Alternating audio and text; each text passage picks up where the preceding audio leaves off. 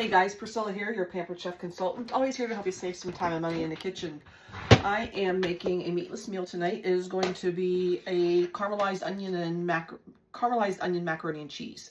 I'm going to use I've got the 3-quart non-stick stainless pan here.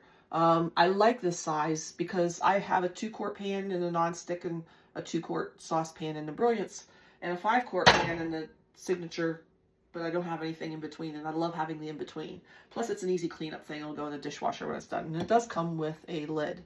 So what we're going to do is we're going to melt 2 tablespoons of butter. I've got my heat on low there, and we're going to melt 2 tablespoons of butter in there. We're going to caramelize the onions. That's the longest part of the cooking, really, but you can quicken that caramelization up by adding some baking soda. Also, too, you can also caramelize those onions ahead of time if you want, and then make this dish later. I want a thinly sliced onion. And since that's all I'm doing, I'm going to just go ahead and use the simple slicer. And I'm going to do that on the, let's see what it does with it, number 2 setting. And then, but I've also shown you here I've also shown before where when I had a lot of onions from the garden, I caramelized a lot at one time, and then I froze them in muffin cups, in muffin tin. And then I stuck them in the freezer that way, and I used... Then when I wanted just some caramelized onion for on a burger or something, all I need to do is pull one of those frozen muffin cup caramelized onions out. So, like I said, do this the day before, or you can have some in the freezer ready to go, whichever you prefer, if you don't want to take the time in cooking in the evening. But it's an easy recipe, and like I said, the longest thing is going to be waiting for those onions to caramelize. So let's go ahead and make sure I didn't have the root in there anywhere. That's in the very last part of this. Pull that out through. I can hear the butter starting to melt. So let's go ahead and thinly slice this last little piece that didn't go through.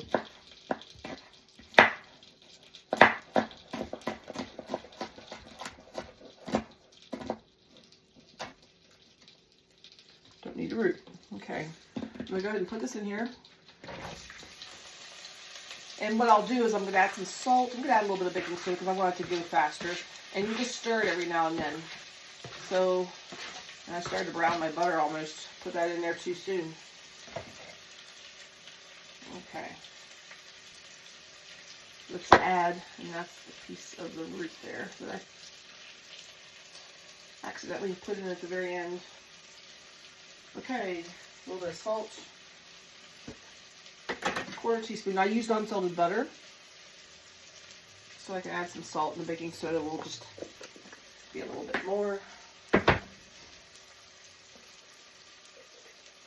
You can usually use about a teaspoon of baking soda. Sprinkle that over your onions to get that caramelization going. And let's see.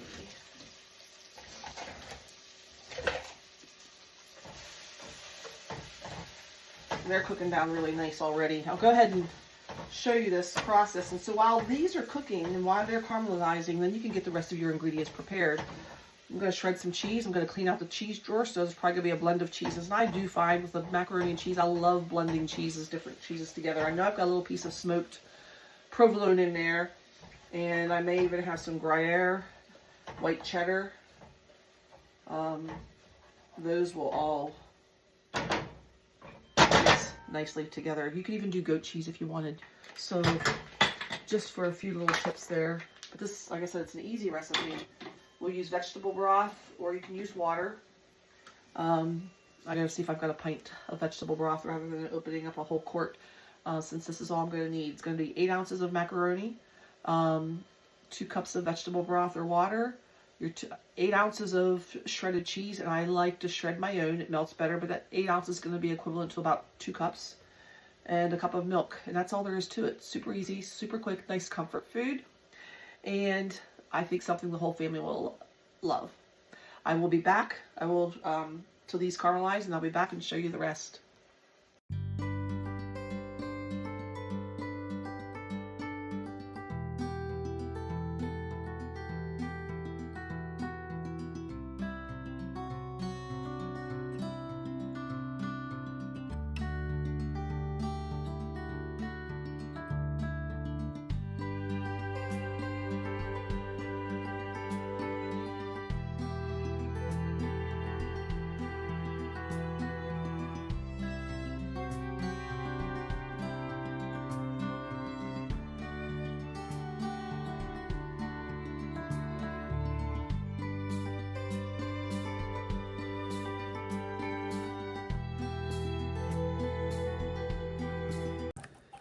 So I'm back with the onions caramelized. They practically disintegrated to nothing. I've never had that happen before. We're going to add our vegetable broth. I've got vegetable broth. I actually put a little bit of cube of bouillon in there. A cup of milk. And our pasta, 8 ounces of our macaroni. And I use our digital scale to weigh that out. You've got a pound of pasta, you can weigh it out nice on the digital scale. Stir that all together. We're going to let that cook, for about 15 to 20 minutes till the macaroni is tender and the water is mostly absorbed. And then we're going to go ahead and add our cheese and about a quarter to a half a teaspoon of black pepper at the end.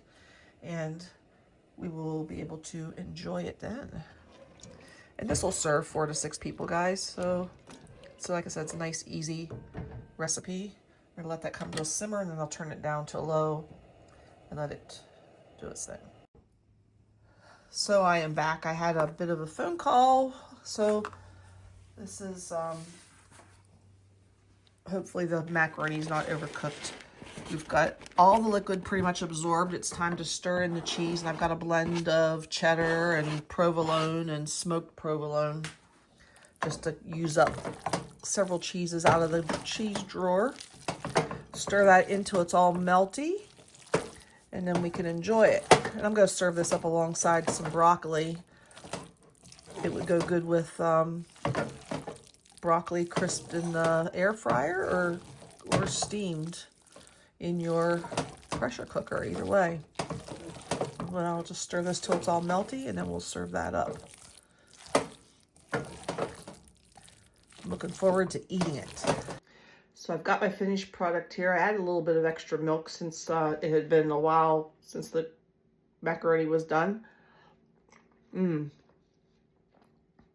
That is an excellent recipe. You can taste those caramelized onions. And I get the smokiness from the provolone I put in there. So give it a try. I hope you like it.